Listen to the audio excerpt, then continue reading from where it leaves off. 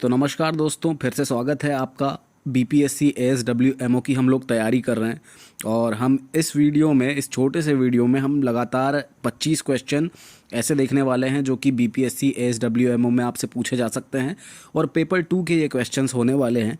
तो स्टार्ट करते हैं पहले क्वेश्चन से कि as per CPCB how much tons per day of MSW was generated in 2014 to 15। तो 2014 से 15 के बीच में सीपीसीबी के अकॉर्डिंग कितना एमएसडब्ल्यू मतलब म्यूनसिपल सीवेज वेस्ट जो है वो टन्स पर डे में जनरेट हुआ था। तो इसका जो सही आंसर है वो है 1,43,449। इतना टन्स पर डे जो म्यूनसिपल सीवेज वेस्ट था वो जनरेट हुआ था। इसके बाद हमारा नेक्स्ट क्वेश्चन है density of garbage in KG per meter cube. तो हमसे गार्बेज की डेंसिटी पूछ रहा है वो, और जो यूनिट है वो है केजी पर मीटर क्यूब में पूछ रहा है।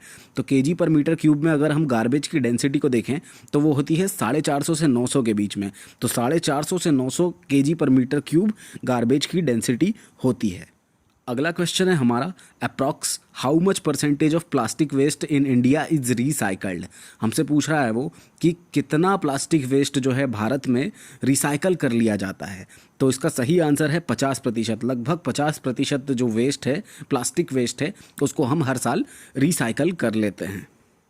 इसके बाद अगला क्वेश्चन पूछ रहा है वो नेशनल एनवायरमेंटल ट्रिब्यूनल एक्ट किस ईयर में आया था। So he is asking in the question that national environment tribunal act was come in year. तो किस ईयर में आया था? तो 1995 में नेशनल एनवायरमेंट ट्रिब्यूनल एक्ट आया था। अगला क्वेश्चन है हमारा कि 74th constitutional amendment act was कम। तो 74वां संशोधन जो संविधान में आया था वो कब आया था? तो ये था 1992 में 74वां कॉन्स्टिट्यूशनल अमेंडमेंट एक्ट जो था it was came under the constitution. तो ये आया था हमारा 1992 में, 1992 में। छठवां क्वेश्चन है हमारा एनवायरमेंट प्रोटेक्शन एक्ट वाज कम। मतलब एनवायरमेंट प्रोटेक्शन एक्ट कब आया था? तो एनवायरमेंट प्रोटेक्शन एक्ट हमारा आया था 1986 में। तो इसका सही आंसर हो जाएगा 1986। तो हमको याद रखना पड़ेगा कि 1986 में एनवायरमेंट प्रोटेक्शन एक्ट आया था। अगला क्वेश्चन है हमारा सातवां कि as per GOI manual, government of India के मैनुअल के according the landfill cell shall be covered at the end of each working day minimum soil thickness of around.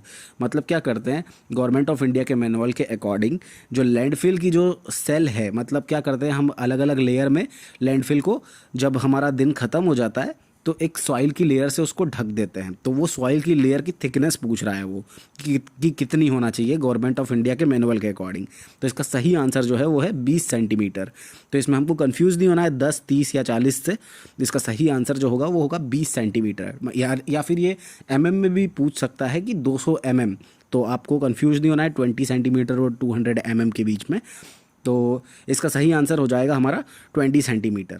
आठवां क्वेश्चन है हमारा पॉल्यूटेड लीचेट मे कॉज। जो polluted leachate होती है, जो जब हमारा जो लैंडफिल में पानी जब आ जाता है, जब पूरा कचरे में से, और फिर वो कचरे में से ट्रैवल होकर जब नीचे गुजरता है तो ग्राउंड को वो पॉल्यूट करता है। तो इसका सही आंसर हो जाएगा ग्राउंड वाटर पॉल्यूशन। तो जब भी पॉल्यूशन, जब लीचेट जब होती है तो वो पानी रिस के ज़मीन में जाता है और अल्टीमेटली जाके ग्राउंड वाटर को पॉल्यूट करता है। तो इसका सही आंसर हो जाएगा ground water pollution. Polluted leachate may cause ground water pollution. नौवां क्वेश्चन है हमारा temperature range of mesophilic organisms is in degree Celsius. तो ये हमसे पूछ रहा है कि टेम्परेचर रेंज कितनी होगी मीसोफिलिक ऑर्गेनिज्म के बीच, और मीसोफिलिक ऑर्गेनिज्म जो जब वो सर्वाइव कर जाएं उनकी टेम्परेचर रेंज कितनी होती है, और डिग्री सेल्सियस में पूछ रहा है। तो इसका जो सही आंसर होगा वो होगा 20 to 40। तो 20 to 40 डिग्री सेल्सियस के बीच में मीसोफिलिक ऑर्गेनिजम्स सर्वाइव कर जाते हैं। 10वां क्वेश्चन है हमारा कि in aerobic composting sulphur content in the waste converted to. तो एनारोबिक कंपोस्टिंग की बात कर रहा है वो, और उसमें वो पूछ रहा है कि सल्फ़र कंटेंट किस चीज़ में बदल जाता है। तो जो हमारा सल्फ़र कंटेंट है वो H2S गैस में बदल जाता है। तो यहाँ पे हम लिख देंगे उसको, जो हमारा सी आंसर जो होगा वो सही हो जाएगा, यानी कि H2S। तो एनारोबिक कंपोस्टिंग में जब भी सल्फ़र जो रहेगा, सल्फ़र का जो भी कॉन्टेंट रहेगा वो H2S गैस में बदल जाया करता है। अगला जो क्वेश्चन है हमारा, fill in the blanks to balance the equation. तो एक इसमें हमको इक्वेशन दी हुई है और बोला है कि यहाँ पे हमको CO2 के कितने मोल होंगे ये बताना होगा। तो यहाँ पे वहीं पे एक डैश डैश डैश करके दिया हुआ है। तो C6H12O6 जब हमारा ग्लूकोज जो है वो जब टूटता है तो CO2 के जो रहते हैं 3 मोल बनते हैं और 3 जो मोल रहते हैं वो वाटर के बनते हैं। तो C6H12O6 का जब ब्रेक डाउन होता है तो 3 CO2 बनता है और 3 H2O बनते हैं। तो this is how we can correct the right answer which is C, जो कि है 3। तो 3 CO2 + 3 H2O। अगला क्वेश्चन है हमारा, in Bangalore method the entire process will complete in duration of. तो बेंगलोर मेथड कितने समय में ख़त्म हो जाती है?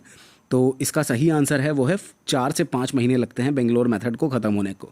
तो बेंगलोर मेथड जो है वो कंपोस्टिंग की एक मेथड है जैसा हमको पता है, और इस पूरी प्रोसेस को होने में मतलब हमको जो कंपोस्ट मिलता है आखिरी में, मैन्योर जो खाद मिलती है, इस जो उस पूरी प्रोसेस को होने में, वेस्ट से खाद बन जाने में हमको समय लगता है 4 से 5 महीनों का। अगला क्वेश्चन 13वां क्वेश्चन है हमारा, for better composting the maturity index will be. तो मैच्योरिटी इंडेक्स, अगर हमको अच्छी कंपोस्टिंग करवानी है तो मैच्योरिटी इंडेक्स हमारा जो है वो हायर साइड होना चाहिए। तो इसका सही आंसर हो जाएगा ए, यानी कि हायर साइड। क्योंकि अगर हम अच्छे से हमको कंपोस्टिंग करवानी है तो ऑब्वियसली वो जो हमारा जो भी स्लज है जिसकी हमको कंपोस्टिंग करवानी है उसकी मैच्योरिटी ज़्यादा होनी चाहिए। अगला क्वेश्चन है हमारा, the objective of bulking agent in composting are. मतलब पूछ रहा है कि जो बल्किंग एजेंट हम लोग कंपोस्टिंग में मिलाते हैं उसको मिलाने का हमारा ऑब्जेक्टिव क्या होता है। तो पहला है टू इंक्रीज़ पीएच, कि पीएच बढ़ाने के लिए, तो हाँ इसके लिए तो हम मिलाते हैं। उसके बाद टू कंट्रोल द ऑर्डर, तो हाँ ऑर्डर को कंट्रोल करने के लिए भी हम बल्किंग एजेंट मिलाते हैं। To increase the moisture content, हाँ तो ये हम नहीं चाहते कि मॉइस्चर कंटेंट जो है हमारे कंपोस्टिंग का वो बढ़े, तो उसके लिए हम बल्किंग एजेंट को नहीं मिलाते हैं। और अगला है to increase the volume of compost, तो ये सही है। तो फर्स्ट, सेकेंड एंड फोर्थ जो है वो सही आंसर हो जाएगा, यानी कि आंसर बी जो है वो करेक्ट हो जाएगा। अगला क्वेश्चन है हमारा, in which range C/N ratio is considered as good range. तो C/N रेशियो की जो रेंज है उसको गुड रेंज हम कब बोलेंगे? तो जब हमारा C/N रेशियो 30 से 50 के बीच में होता है तब हम उसको एक गुड रेंज बोलते हैं। तो इसका सही आंसर हो जाएगा बी, यानी कि 30 से 50। तो जब भी हमारा C/N रेशियो 30 से 50 के बीच में होगा इसका मतलब it is in a good range. 16वां क्वेश्चन है हमारा कि in composting process if moisture content exceed above 80% aeration gets. तो पूछ रहा है वो हमसे कि अगर कंपोस्टिंग प्रोसेस हुई है और हमारा मॉइस्चर कंटेंट 80% से ज़्यादा बढ़ जाता है तो एरेशन को पे क्या असर पड़ेगा? वो स्लो हो जाएगा, फास्ट हो जाएगा, या कोई इफेक्ट नहीं आएगा? तो इसका जो सही आंसर है वो हो जाएगा कि स्लो हो जाएगा। तो जब भी हमारा मॉइस्चर कंटेंट कंपोस्टिंग प्रोसेस में 80% से ज़्यादा हो जाता है तो हमारे ऑब्वियसली उसके एरेशन पे, एयर के उसके मिलने पे उसमें एक डिक्रीमेंट देखा जाएगा और वो जो पूरा एरेशन प्रोसेस रहेगी वो स्लो हो जाएगी। अगला क्वेश्चन है हमारा 17वां क्वेश्चन, और इसमें पूछता है कि by the process of incineration the reduction in volume and weight of waste achieved can be. तो मतलब क्या कि इंसिनरेशन प्रोसेस में जो हमारा वॉल्यूम और वेट जो है वेस्ट का वो कितना ज़्यादा रिड्यूस हो जाता है। तो लगभग 90% तक हम उसको रिड्यूस कर देते हैं, क्योंकि इंसिनरेशन प्रोसेस में बेसिकली हम करते ही हैं कि हाई टेम्परेचर पे हमारे वेस्ट को जला देते हैं, और जला देते हैं तो ऑब्वियसली बहुत ज़्यादा मात्रा में जो हमारा वॉल्यूम और वेट रहेगा वो डिक्रीज़ होगा, वो रिड्यूस होगा। तो reduction of volume and weight अगर हम इंसिनरेशन कर रहे हैं तो 90% तक हम उसको अचीव कर सकते हैं। 18वां क्वेश्चन है हमारा, for the implementation of incineration major problem in the environment is. तो इसका मतलब है कि जब भी हम इंसिनरेशन का इम्प्लीमेंट करते हैं, यानी कि जब भी हम जला के हमारे वेस्ट को ख़त्म करना चाहते हैं, इम्प्लीमेंट करना चाहते हैं इस प्रोसेस को, तो जो मेजर प्रॉब्लम आती है एनवायरनमेंट में वो कौन सी आती है? वाटर पॉल्यूशन की आती है, लैंड पॉल्यूशन की आती है, एयर पॉल्यूशन की आती है, नन ऑफ दीज की आती है।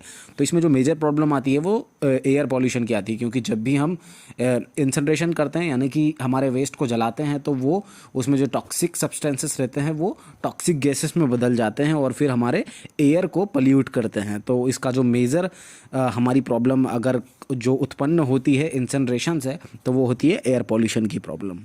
अगला क्वेश्चन है हमारा कि minimum temperature to be provided for incineration, यानी कि इंसनरेशन में अगर हमको करना है तो मिनिमम हम कितना टेम्परेचर रखेंगे। तो मिनिमम जो टेम्परेचर रखते हैं हम इंसनरेशन करने के लिए वो होता है 850 डिग्री सेल्सियस, यानी कि आंसर डी हो जाएगा हमारा सही 850 डिग्री सेल्सियस। अगला क्वेश्चन है हमारा कि minimum detention time of flue gases in incineration. तो जो फ्लू गैसेस होती है इंसनरेशन प्रोसेस में जो निकलती है उनका मिनिमम डिटेंशन टाइम कितना होना चाहिए। तो ये हमारा एक इम्पॉर्टेंट क्वेश्चन है, और जो मिनिमम डिटेंशन टाइम जो होता है फ्लू गैसेस का इंसनरेशन प्रोसेस में वो होता है 2 सेकेंड का। तो हमको याद रखना पड़ेगा ये 2 सेकेंड, क्योंकि ये ऑब्जेक्टिव में जब क्वेश्चन देगा हमको ऑप्शंस देगा तो 1 2 3 4 इस तरह के कन्फ्यूजिंग वो हमको ऑप्शंस देगा, और उसमें जो सही आंसर है वो होगा 2 सेकेंड। तो मिनिमम डिटेंशन टाइम जो होता है फ्लू गैसेस का इंसनरेशन में वो होता है 2 सेकेंड। अगला क्वेश्चन है हमारा कि in incineration process the dash content of the flue gases is a key indicator of the quality of combustion. तो अगर हमारी इंसनरेशन प्रोसेस हो रही है तो उसमें कंबशन की क्वालिटी का इंडिकेटर कौन सा होगा। तो जो भी फ्लू गैसेस होगी उसमें अगर CO जो रहेगा वो CO कंटेंट हमको ये बताएगा कि हमारे कंबशन की क्वालिटी कैसी है। अगर उसमें ज़्यादा CO होगा तो इसका मतलब हमारी क्वालिटी बेकार है, और अगर उसमें कम CO होगा तो इसका मतलब हमारी क्वालिटी ऑफ कंबशन जो है हम काफ़ी अच्छे तरीके से उसको जला पा रहे हैं हमारे वेस्ट को। अगला क्वेश्चन है हमारा MSW incineration plant should be at least how much far away from the residential zone. तो रेसिडेंशियल जोन से एक म्युनिसिपल सीवेज वेस्ट का जो इंसनरेशन प्लांट है वो कितनी दूरी पे होना चाहिए। तो रेसिडेंशियल जोन से वो 300 मीटर की दूरी पे होना चाहिए। तो इसका सही आंसर जो है वो हो जाएगा 300 मीटर्स, यानी कि आंसर बी। तो आपको भी ये याद रखना है कि रेसिडेंशियल जोन और म्युनिसिपल सॉलिड वेस्ट का इंसनरेशन प्लांट इन दोनों के बीच की डिस्टेंस 300 मीटर होना चाहिए। अगला क्वेश्चन है हमारा गैसिफिकेशन प्रोसेस इज एन। तो गैसिफिकेशन प्रोसेस एक कैसी प्रोसेस है, एंडोथर्मिक है, एक्सोथर्मिक है, या दोनों है। तो इसका सही आंसर जो होगा वो एक्सोथर्मिक होगा, क्योंकि इसमें जो होता है जब भी हम गैसिफिकेशन प्रोसेस होती है तो इसमें गैस जो है या हीट जो है बेसिकली वो बाहर की तरफ निकलती है, तो इसको हम एक्सोथर्मिक प्रोसेस बोलेंगे। उसके बाद हमारा नेक्स्ट क्वेश्चन है the net calorific value of gasification is. तो जो गैसिफिकेशन होती है उसमें net calorific value NCV value कितनी होती है। तो इसका जो सही आंसर है वो है 4 to 10 mJ पर मीटर क्यूब। तो इसका सही आंसर ए हो जाएगा 4 से 10 mJ पर मीटर क्यूब।